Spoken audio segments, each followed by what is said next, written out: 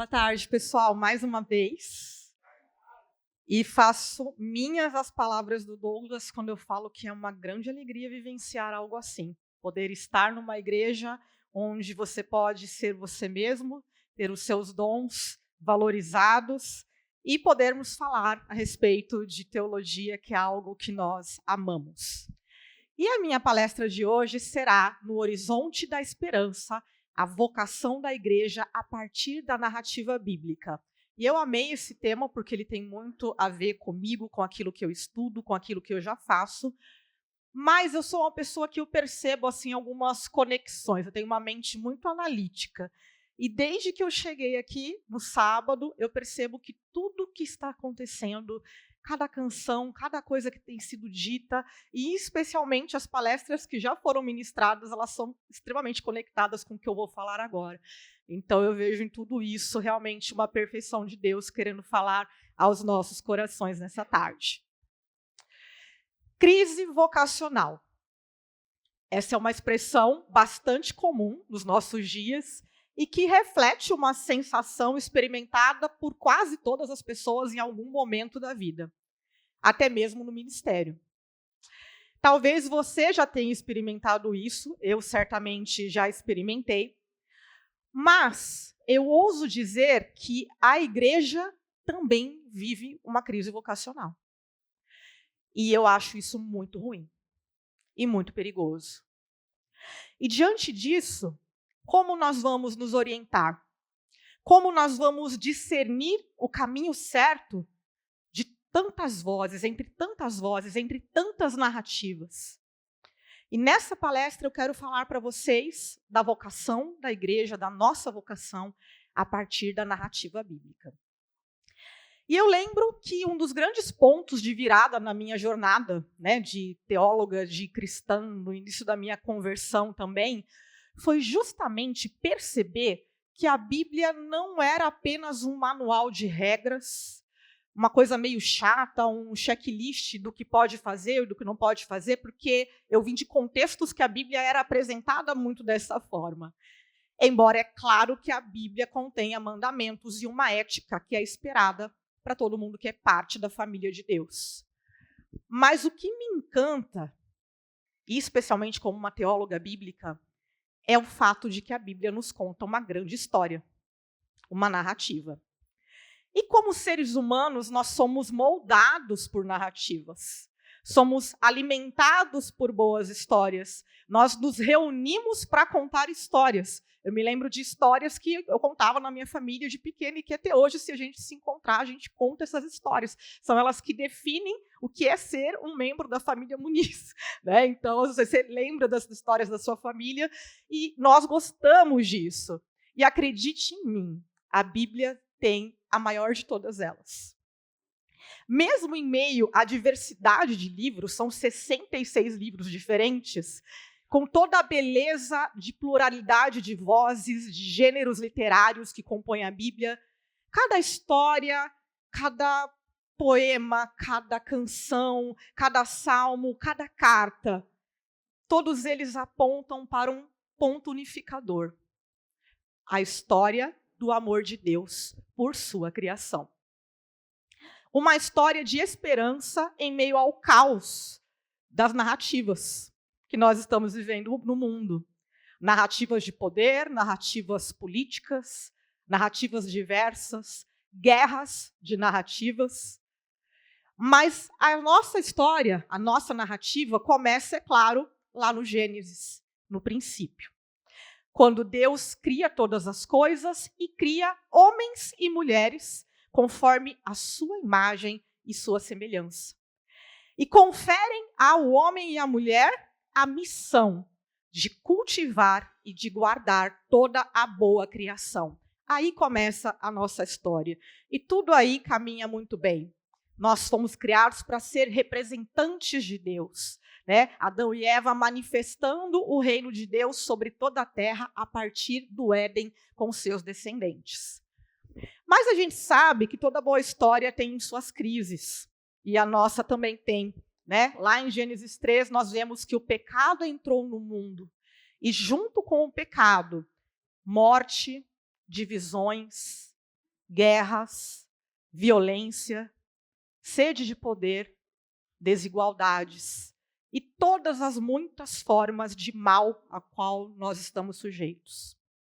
É como se a humanidade tivesse esquecido do seu propósito e da sua vocação. E o resultado de tudo isso pode ser percebido ao nosso redor, porque a gente não pode fechar os olhos para a realidade de que o mundo se tornou, de fato, um lugar difícil para viver. No entanto, nós sabemos que Deus não desistiu de sua criação. E é aí que começa a virada da nossa história. Uma grande história de resgate e de libertação da criação de todos estes poderes malignos ao qual ela está sujeita. E essa história, ela vai começar, essa reviravolta, a partir do chamado de um homem, nada perfeito, um homem comum, chamado Abraão. E com a formação de um povo que deveria viver de uma forma distinta dos demais povos.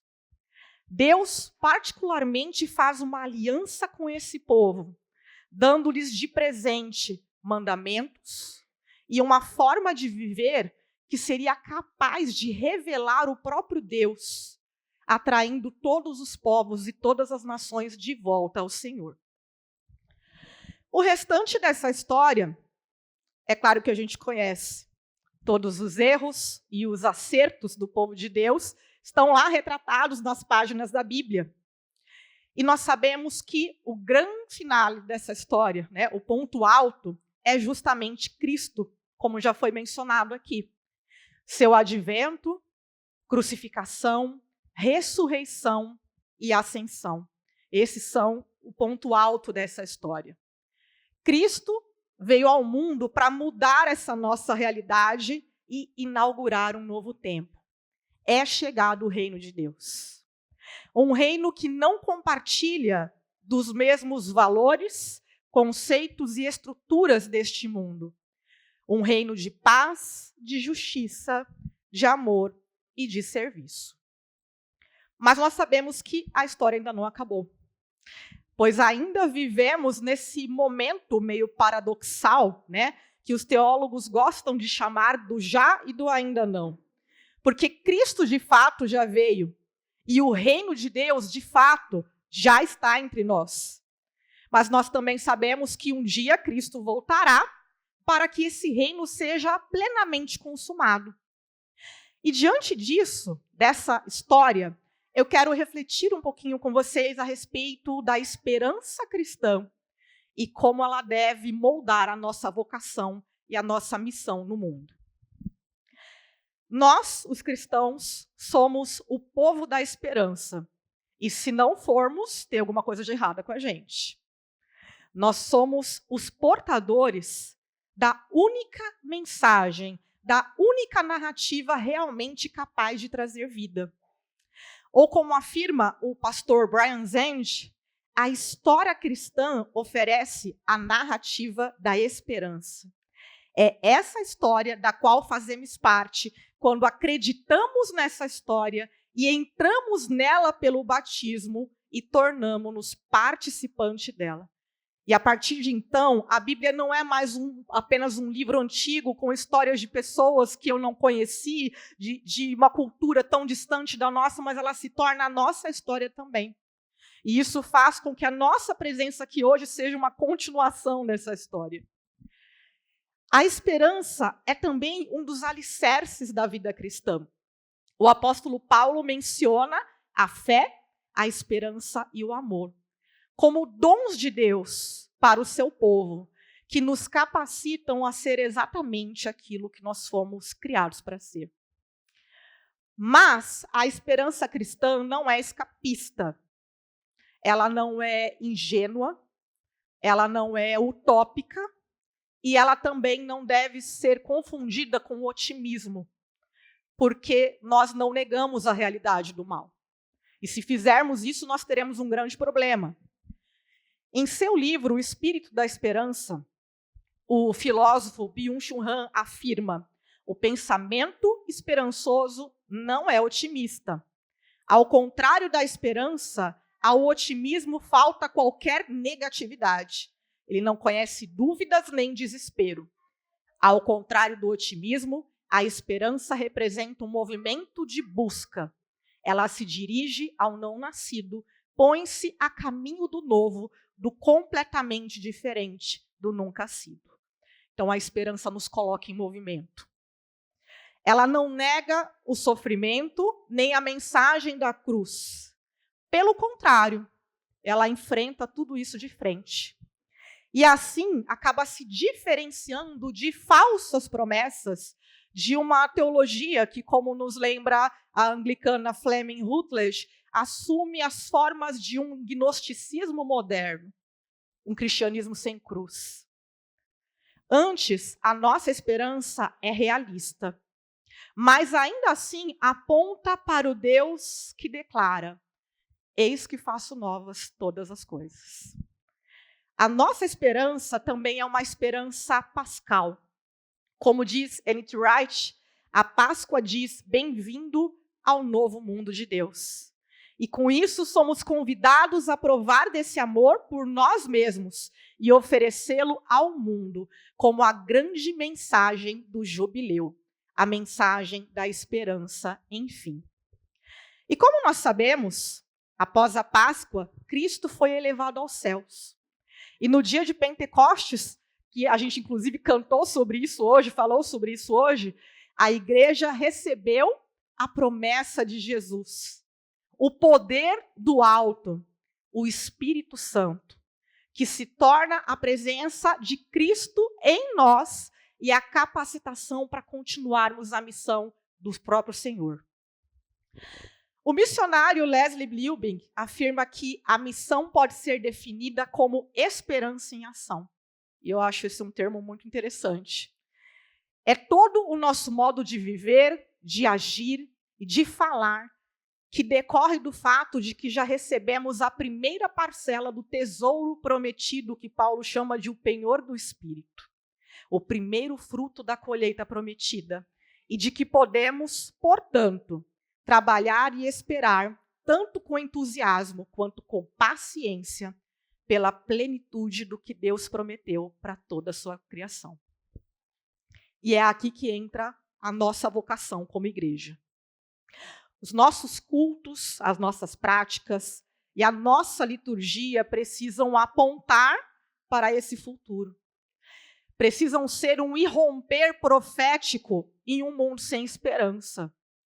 Uma catequese da imaginação, capaz de contemplar essa realidade do mundo vindouro completamente restaurado. Os profetas na Bíblia eram justamente aqueles que muitas vezes eram rejeitados e mal compreendidos, mas eles não se rendiam ao sistema opressor. Eles denunciavam corajosamente o pecado, mas enquanto faziam isso, também chamavam o povo à esperança, porque eles falavam e apontavam para o futuro de Deus, para a nova criação. Para o teólogo Oscar Cullmann, e essa frase dele eu gosto muito, o culto é uma antecipação do fim. E cada vez que a gente se reúne aqui, a gente está participando, é quase como no livro de Apocalipse, a gente está aqui, mas a gente está participando de um culto que vai além de nós, de uma outra realidade, né, da igreja de todos os tempos, que se reúne, né, diante do Senhor. Então o culto ele é essa antecipação, essa janela que nos permite vislumbrar o futuro, e mais do que isso, experimentar este futuro. E para nós anglicanos, né, que temos um apreço especial pela liturgia e pela beleza, isso é ainda mais significativo, porque os nossos símbolos, os nossos sacramentos, os nossos ritos são sinais dessa realidade entre nós. E talvez o símbolo mais importante é justamente o mais improvável, a cruz. Em seu livro, A Beleza Salvará o Mundo, Brian Zand diz que o fato de a cruz romana, um instrumento de tortura física e terror psicológico, pudesse um dia tornar-se objeto de beleza que representa fé, esperança e amor, é um milagre surpreendente da transformação. De fato, Deus é esse que faz novas todas as coisas, que por meio da ressurreição torna a cruz um símbolo de esperança. E esse milagre que ocorre na ressurreição é a vitória da esperança. A grande catástrofe que o reverendo Elias mencionou há pouco.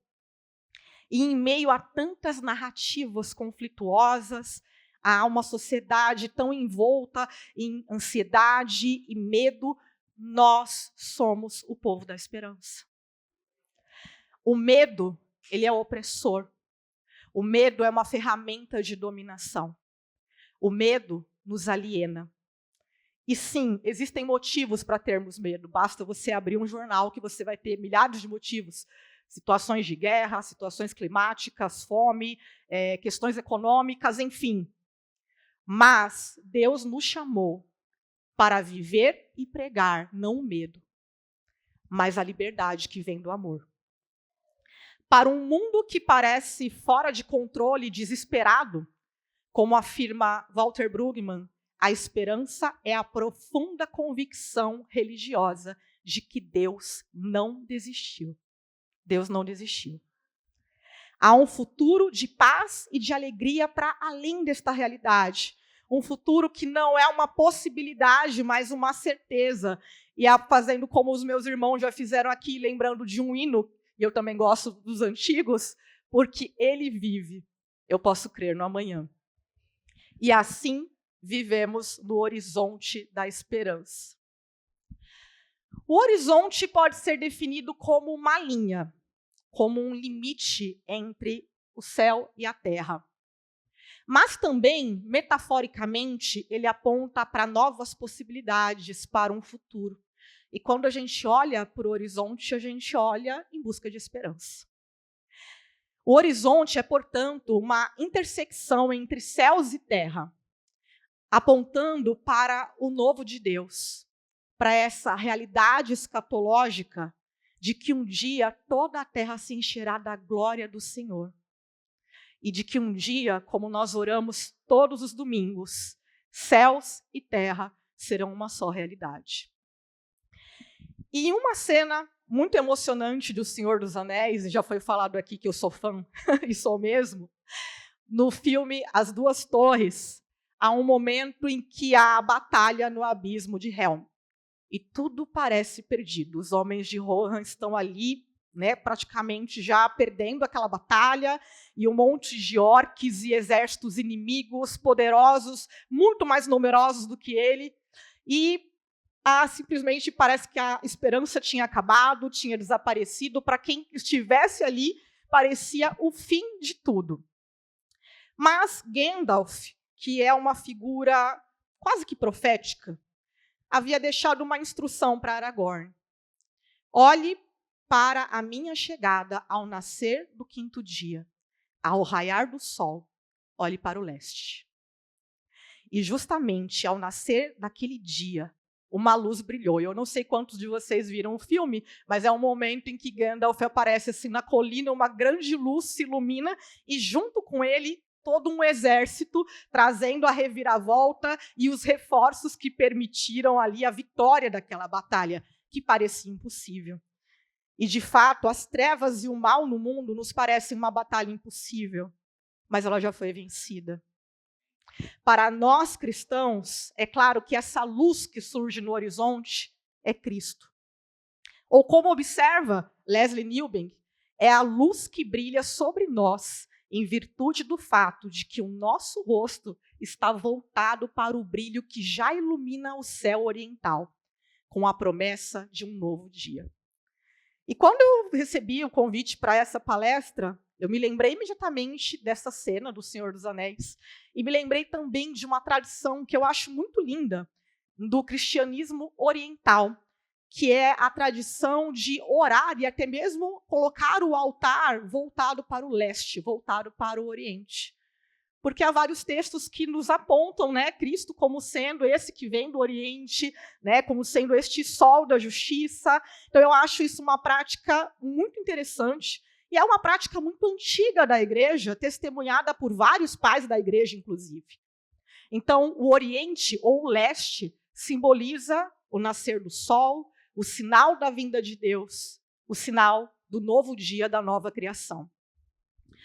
Irmãos, nós devemos viver as nossas vidas contemplando justamente esse horizonte de esperança. Walter Brueggemann, ele diz o seguinte: assim como você anuncia a verdade que rompe a negação, torne-se também um contador de esperança que quebra o feitiço do desespero. O meu desejo para todos nós, irmãos, aqui na REB, é que nós possamos, em meio a todo esse caos, em meio a todas essas brigas, em meio a todas essas narrativas, em meio a toda essa loucura, né, que está acontecendo no mundo, que nós sejamos verdadeiros arautos da esperança. Vamos orar? Senhor, eu te agradeço, Pai, por esse momento. Te agradeço porque o Senhor é a nossa esperança e uma viva esperança.